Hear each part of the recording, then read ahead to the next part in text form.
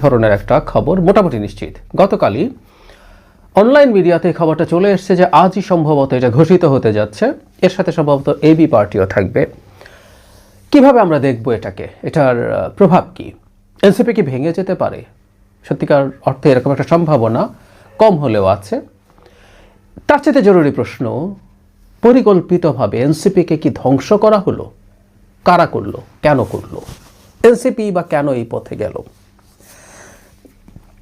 এনসিপির সাথে জামাতের আলোচনা চলছে এবং সেটা প্রায় ডিসাইসিভ পর্যায়ে চলে গেছে। এই ধরনের আলাপ গত ৩-৪ দিন থেকে আসছিল।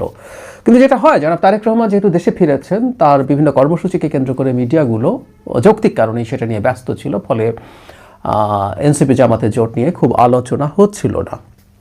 সর্বশেষ আমাদের সামনে আসলো এবং গতকালে বেশ কয়েকটা খবর। এর মধ্যে সবচেয়ে সিগনিফিক্যান্ট খবর সম্ভবত এটা যে এনসিপিতে কেন্দ্রীয় কমিটি 30 জন সদস্য জনাব নাহিদ ইসলামকে একটা চিঠি দিয়েছেন, যে চিঠিতে তারা খুব শক্ত ভাষায় জামাতের সাথে যাওয়ার বিরুদ্ধে সতর্ক করছেন।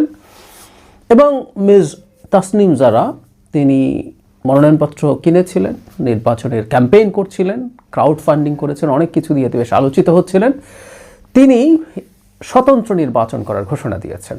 মানে এটাকেও টু সাম এক্সটেন্ট এই ক্ল্যাশের পার্ট হিসেবে পড়া যেতে পারে। আবার এটাও হতে পারে যে নারী সদস্যরা আদতে শেষ পর্যন্ত কতটা ছাড় পাবেন জামাতের কাছে, সেটাও প্রশ্ন। কারণ এই কারণে নারী যেসব সদস্য আছেন এনসিপিতে, খুবই প্রমিসিং নারীরা এখানে ছিলেন, তাদের ভবিষ্যৎ কী হবে সেটাও একটা প্রশ্ন। যাই হোক, আগে 30 জন কী বলেছেন সেটা একটু বলে, কিন্তু আমার মূল আলোচনা হচ্ছে, আগেই বলেছি আবার একটু বলে রাখি, এনসিপি কি ভেঙে যেতে পারে? এনসিপি কি কিছু অর্জন করবে এটা দিয়ে, বা কে অর্জন করবে, বা পরিকল্পিতভাবে এনসিপিকে ধ্বংস করা হচ্ছে কিনা?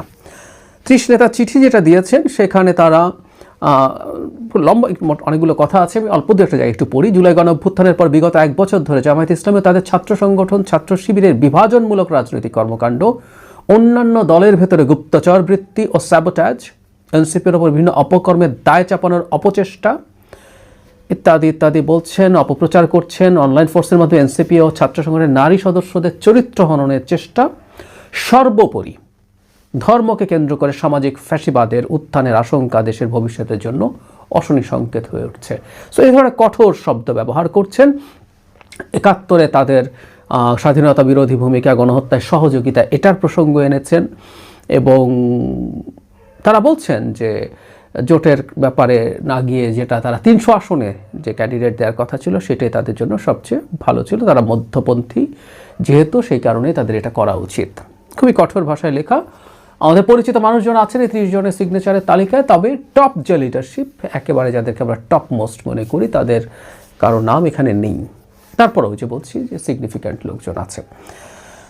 তাহলে এটুকু বলতে পারি যে জামায়াতের সাথে যাবো কি যাবো না কে কেন্দ্র করে দলের মধ্যে কোন দল শুরু হয়েছে। যদি 30 সংখ্যাটা তাদের কেন্দ্রীয় কমিটির টোটাল সংখ্যার তুলনায় খুব বেশি না, তারপরও এটাকে কেন্দ্র করে এরা বেরিয়ে যান কিনা, বেরিয়ে যেতে পারেন বলে মনে হলো আমরা যে ধরনের কঠোর ভাষা এখানে দেখলাম, তাহলে দলটা ভাঙনের মুখে পড়ছে, এটা বলা যেতে পারে। এমনকি যারা ফর দ্য টাইম বিং চুপ করে আছেন, তারাও যে সবাই জামাতের সাথে যাওয়া পছন্দ করছেন আমি সেটাও মনে করি না। কারণ এনসিপির জামাতের সাথে যাওয়া নিয়ে যথেষ্ট বিরোধিতা ছিল, কিন্তু এনসিপির মধ্যেই প্রো জামাত এলিমেন্টস ছিল। এবং আমি প্রায় মনে করি, আমি সত্যি এটা মনে করি, অনেক দিন বলেছি, প্রত্যেকটা দলে জামাতের লোকজন বসে আছে, তারা জামাত হিসাবে পরিচয় কখনো দেবে না। তারা আগেও কখনো জামাত বা শিবির করেনি, কিন্তু দে আর প্ল্যান্টেড। এই যেখানে তারাও বলছেন দলের ভেতরে গুপ্তচর বৃত্তি, এই জিনিসটা শুধু এনসিপি না, এটা বিএনপিকেও এক বিরাট শুদ্ধি অভিযান চালাতে হবে। আমি নিজে পার্সোনালি এক্সপেরিয়েন্স করেছি, বিএনপি যাদেরকে বিএনপির লোক বলে মনে করেছে আদতে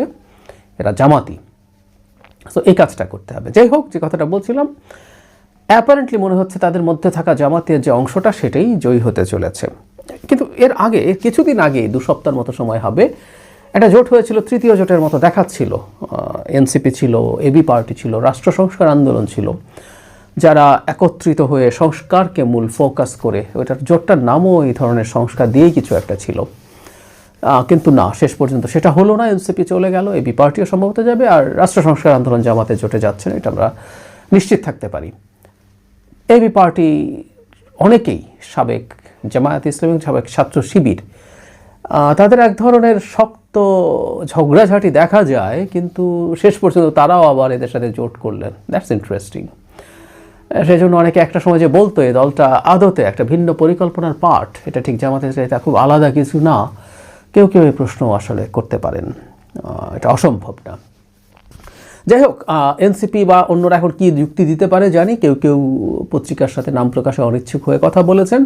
তারা বলতে চান তারা সংস্কারকে গুরুত্ব দেন, এবং যেহেতু জামায়াতে ইসলামী এই গণ অভ্যুত্থানের শক্তি ছিল, তাদের সাথে সে আলাপ হতে পারে, এবং এটা নিয়ে আসলে দ্বিমত নেই।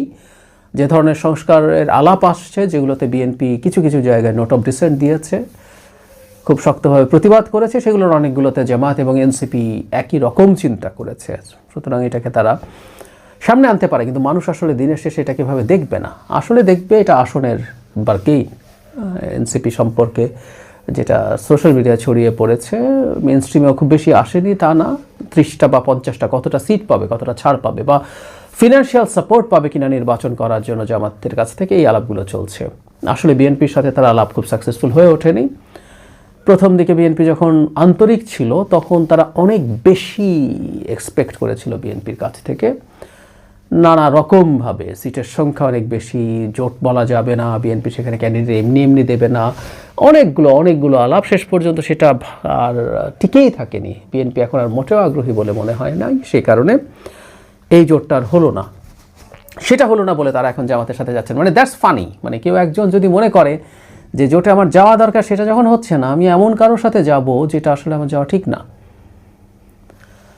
কখনো কখনো রাজনীতিতে এটা হয় যে নেগোসিয়েশনের জন্য এক পক্ষে যেতে চাই আমি, তার যে পটেনশিয়াল প্রতিপক্ষ আছে তার সাথে খাতির টাতির দেখিয়ে এই পক্ষকে চাপে ফেলতে চাই, কিন্তু আমার মনে হয় না এটা আর এইরকম আছে। কারণ হলো মনোনয়নপত্র সাবমিশনের ডেট আর 2 দিন বা 3 দিন আছে, তারা দ্রুতই ঘোষণা দিয়ে এগুলো করে ফেলবেন। তাহলে তারা আসলে নির্বাচনে জেতার জন্যই, নির্বাচনে কিছু সিট পাওয়ার জন্যই কাজটা করছেন। যে আলাপটা সামনে আসছে সেটা হলো এবারই এনসিপিকে এমপি হতে হবে কেন? তারা যদি এই জোটটা যেটা করেছিলেন বা এককভাবে যদি নির্বাচন করতেন, তারা কিছু পার্সেন্টেজের ভোট যদি পেতেন, তাহলে সেটা তাদের ভবিষ্যৎ রাজনীতির জন্য খুবই পজিটিভ হতে পারত। এটা আমিও মনে করি। বিএনপি সরকার গঠন করবে, এটা আমি 100% কনফিডেন্ট প্রায়।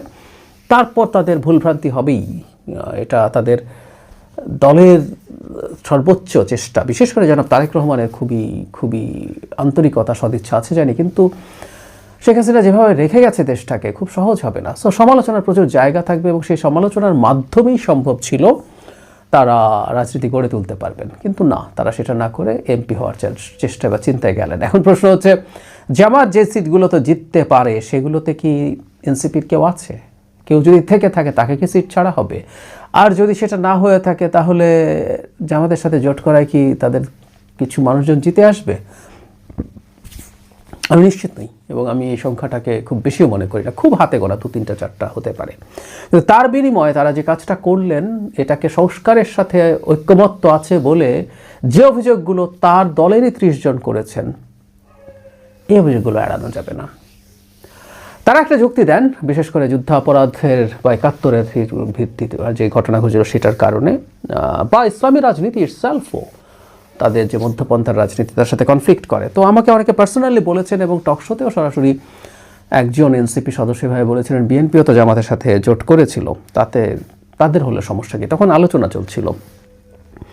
আমার জবাবটা এরকম ছিল, বিএনপির জোটে জামাত ছিল মাইনর পার্টনার, 15, 20, 25 এরকম সিট পেত, ছাড় পেত, এবং বিএনপি একটা মধ্যপন্থী দল, সেটাই তার পরিচয়ের মধ্যে। যেমন বিএনপির সাথে তো এখনও ইসলামী একটা দল জমিয়তে ওলামা ইসলাম আছে, সম্ভবত 4টা সিট তাদেরকে ছাড়া হয়েছে, তাতে বিএনপির চরিত্রগত প্রবলেম হয়নি। সমস্যা হচ্ছে এনসিপি যাচ্ছে জামাতের নেতৃত্বাধীন জোটে, জামাত তাকে কিছু সিট ছাড়ছে, এবং সেখানে সম্ভাবনা আছে আরও কিছু ইসলামী দল থাকবে। একটা ইসলামী জোটের মধ্যে এনসিপি যাচ্ছে যে আদতে মধ্যপন্থী দল, এটা তার আইডেন্টিটির ক্ষতি করবে, এবং জামাতের যা যা কালিমা আছে এগুলো সব তার গায়ে লাগবেই। ফলে এনসিপি যে প্রগ্রেসিভ একটা গ্রুপের সমর্থন পেয়েছিল, আমি ব্যক্তিগতভাবে চিনি, এরকম সিভিল সোসাইটির মানুষজনও আছেন প্রচুর যারা অনেক এক্সপেক্ট করেছিলেন, কিন্তু শেষ পর্যন্ত এটা তাদের ওদিকে যাওয়াটা তাদের জন্য খুবই ক্ষতিকর হয়ে যাবে, এবং এনসিপি দল হিসাবে আর দাঁড়ায় কিনা এই প্রশ্ন এসে হাজির হবে।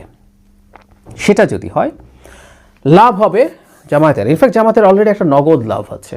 লাভটা হচ্ছে, জামায়াতে ইসলামী বহুবার বলেছি, সে একটা সেন্ট্রিস্ট ফোর্সকে, লিবারেল ফোর্সকে সামনে রাখতে চায়, যারা অন্তত আইডেন্টিটি পলিটিক্স করে না।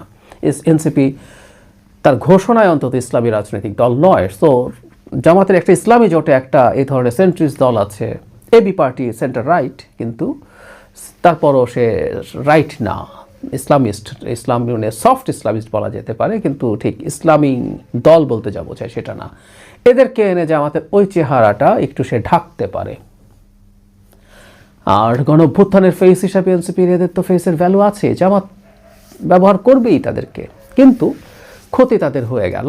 এনসিপির কথা বলছি, তাদের যদি ক্ষতি হয়, লাভ জামাতের আরেকটা আছে দীর্ঘমেয়াদে, মধ্য এবং দীর্ঘমেয়াদে বাংলাদেশে আরেকটা রাজনৈতিক দলের উত্থান হবে যেটা বিএনপিকে চ্যালেঞ্জ করতে পারবে। সেই ঝুঁকি শুরুতেই নষ্ট করে দেয়া গেল। আমি বলছি না এনসিপির অনেক সম্ভাবনা আছে, তাদের আসলে যেভাবে শুরু করেছেন সেটা খুব ভালো কিছু হয়েছে বলে মনে হয় না, কিন্তু তারপরও সেই সম্ভাবনাটা বাকিটাও শেষ হয়ে গেল।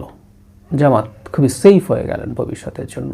অন্তত আরেকটা বিরাট সুবিধা, এনসিপি বিএনপির সাথে গিয়ে বিএনপির যে কিছুটা ইমেজ বিল্ডিং হতে পারত সেটাও হলো না।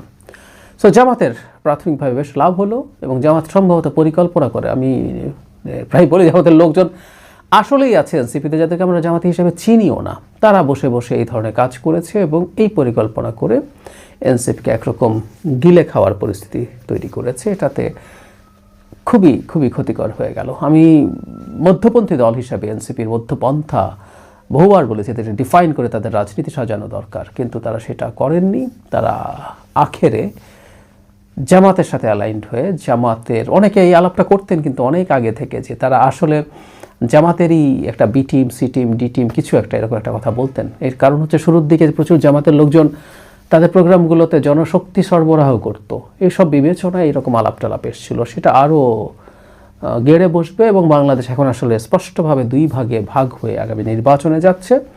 একটা সেন্ট্রিস্ট লিবারেল প্রো 71 ফোর্স এবং একটা right to centre, right to right and extra far রাইটদের একটা গ্রুপ, যারা এক ধরনের অ্যান্টি 71। এখানে এনসিপি এখানে বসে প্রো 71 কথা বলে আসলে খুব লাভ হবে না। সো বড় রাজনৈতিক